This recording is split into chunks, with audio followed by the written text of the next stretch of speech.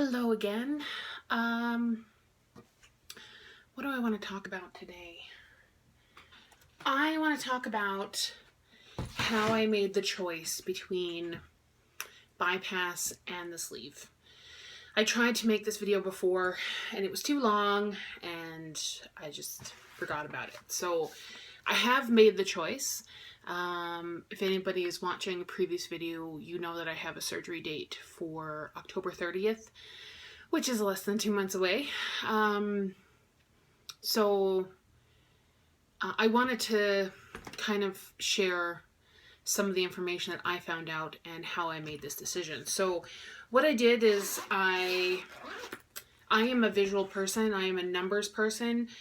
I'm terrible at making decisions, and I need to see one versus the other. I need to see it. I need to weigh it out. I need to measure it. That's how I make decisions. And so in the past, I've made some decisions that I regret, and I've gotten into the habit of maybe overthinking my decisions now.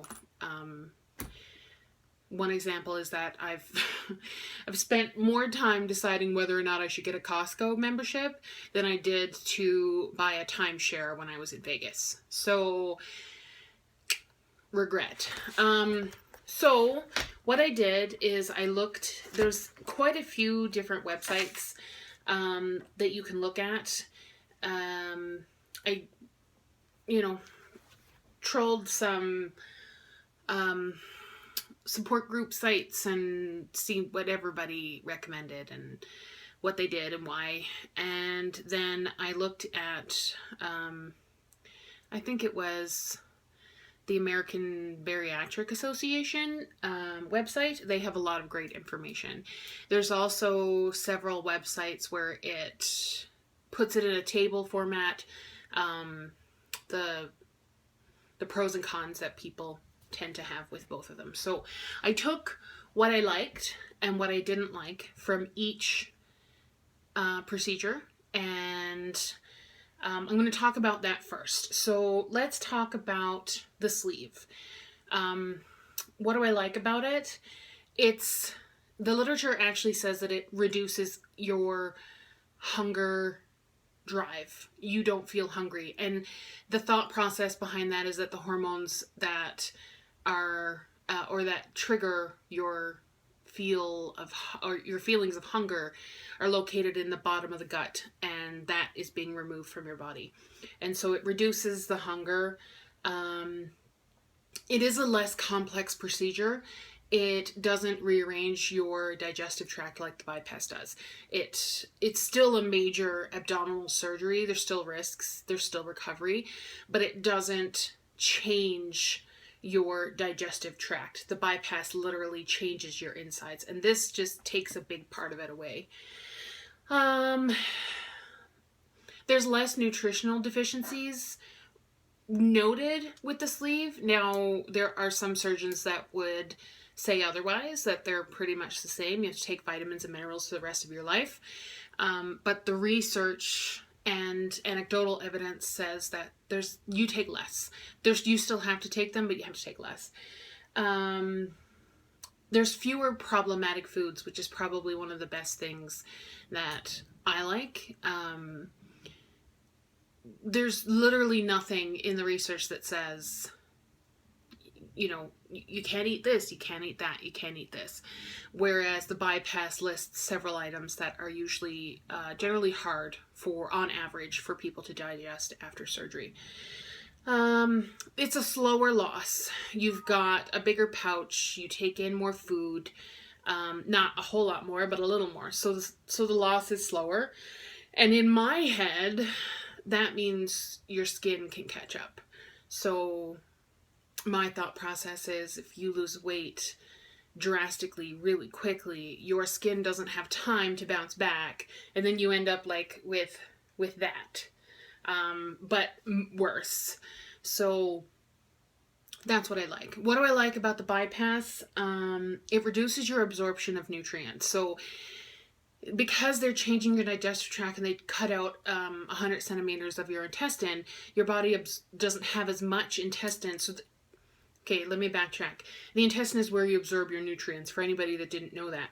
So if you have less intestine, you absorb less, which I like. So if I'm going to cheat a little bit and have something higher in calories, my body is still going to absorb less of those calories. It greatly controls your food consumption, so the pouch is smaller. So you take in less. There's more data. Diet bypass has been around for 30 years, whereas the sleeve's only been around for 7 or 8. So there's more data, there's more information, there's more averages. The data that's collected has more of a meaning because you have a bigger sample size. The average weight loss is higher with bypass than it is with the sleeve. So the sleeve is about, I think, 60 to 70 pounds, and on average, the bypass is 80 to 90 pounds on average. Now, my uncle had the sleeve and he lost 180. So it's average. You have a faster loss, so you see things quicker, which kind of increases your motivation. It's recommended for anybody with a sweet tooth, and that's because of dumping syndrome. Sweet foods, sugar-laden foods will trigger dumping syndrome, which is just uncomfortable, bloating, pain, diarrhea. So the idea is that when you have something sweet, you have all this discomfort, and then you don't go back. It's like a Pavlovian response. Not sure that would work with me, but that's the idea. There's also a higher remission rate for diabetes. The remission rate of the sleeve for diabetics is 50 to 60%, whereas it's 70 to 80%, maybe a little bit less in bypass. I may be throwing out numbers off the top of my head. I'm sorry. But the remission rate is known for diabetes is known to be higher for the bypass than it is for the sleeve. And I am currently a type 2 diabetic. I do not take insulin, but I am taking pills, and I don't want to morph into insulin, so that's a big thing for me. So those are what I like for both of them.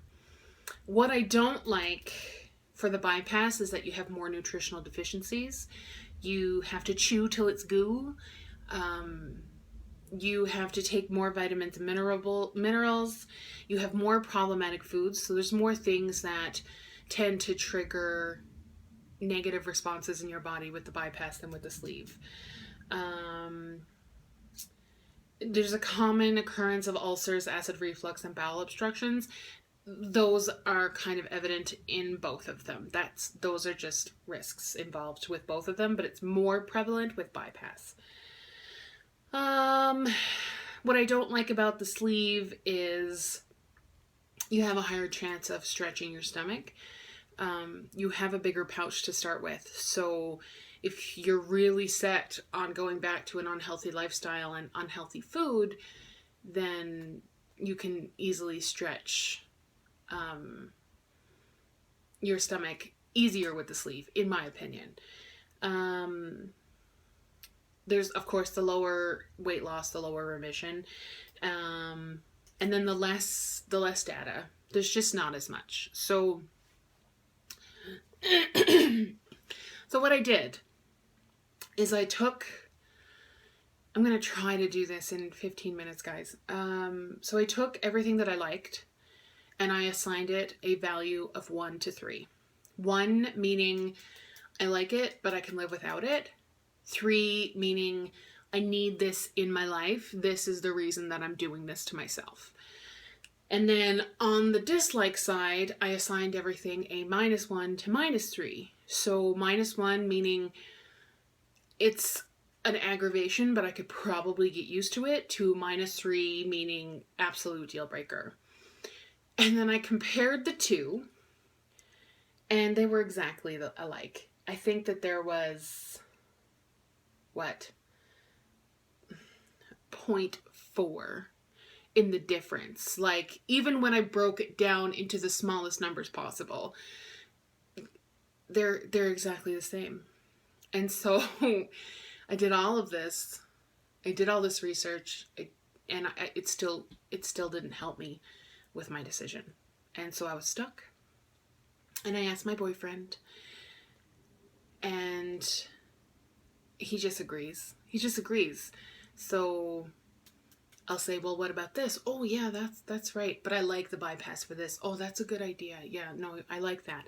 But the sleeve has this. Oh, you're right. And he just he just goes along with my tangent of can't decide. So he's really of no help when it comes to making life decisions. But I talked to my friend Deanna, and I explained my concerns, what I really, what I was worried about.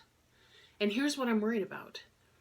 I'm worried that food is such a big part of your life that it'll take over, and I'll be obsessed with what I can't eat, and it'll make me depressed, and that I can't handle chewing so long, or that I can't handle all the vitamins and minerals I have to take, or that I'll regret the whole thing and be stuck. And she said a few things to me that rang true. I have been overweight my whole life, and clearly I want this to happen. Clearly this is the next stage of my life. So why do it half-assed? Why only go halfway? Why go through the whole ordeal and the recovery and getting used to it and do the sleeve when in a couple of years and say, well, I should have did the bypass. Well, let's go in and do it all over again. And then she said, I have to stop focusing on what I will miss and start focusing on what I will gain. And she's right. I may not be able to have cheesecake, but I could probably climb a flight of stairs without getting winded. I may not be able to eat pizza, but I don't have to shop at the plus size stores anymore. So as many things as I may lose, I will gain twice as many things.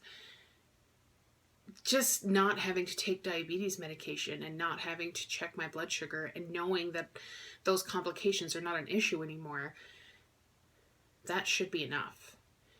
And then the final thing that she said to me was, and she hasn't known me for very long, but I make things work for me.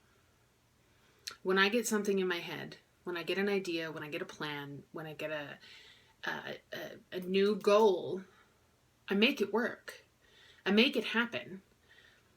If I want something, I get it. I do it. And weight loss has always been that one thing that I couldn't make work for me. I couldn't do it on my own. I always struggled. When I wanted to go vegan, I went vegan. For a year and a half, I found recipes that I liked. I found products that I liked. I did research. When I wanted a promotion at work, I worked hard and I got it. When I wanted to buy a house, I found the one that I loved and I bought it. So I make it work, and I never could do that with my weight. And I think that this procedure is going to help.